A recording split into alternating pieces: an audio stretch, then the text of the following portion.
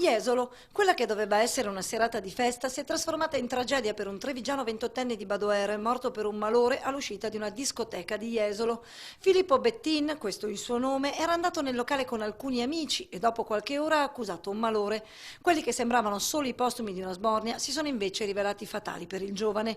Inutili soccorsi dei sanitari, sul posto anche gli agenti del commissariato di polizia. La procura ha aperto un fascicolo in attesa che l'autopsia possa chiarire le cause del decesso.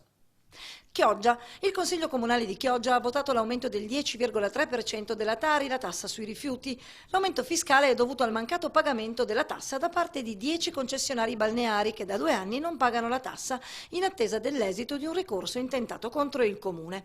Nella stessa seduta il Consiglio Comunale ha votato l'impegno di stornare i soldi ai contribuenti qualora riuscisse a riscuotere le insolvenze.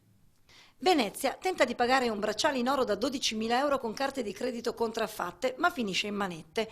È accaduto ad una 21enne inglese fermata dalla polizia dopo che il post della boutique di lusso in cui aveva tentato il colpo segnalava delle anomalie. Da un accurato controllo degli effetti personali della ragazza sono emerse altre 6 carte di credito sospette e un elenco dei negozi possibili obiettivi di truffa. La 21enne è stata arrestata. Venezia. Traffico in tilt questa mattina lungo il Ponte della Libertà. Un incidente stradale avvenuto poco dopo le 8 nel tratto che unisce Piazzale Roma alla terraferma ha provocato disagi agli automobilisti costretti a procedere su una sola corsia in direzione Mestre. Problemi anche per gli utenti del tram costretti a utilizzare un bus sostitutivo. E forti disagi si sono registrati anche al traffico ferroviario a seguito del gesto estremo di un 45enne bresciano. I treni della linea Torino-Venezia hanno registrato ritardi superiori ai 70 minuti. Mestre, un patrimonio immobiliare di quasi 22 milioni di euro è quello che intende alienare l'ASL 12 entro poche settimane.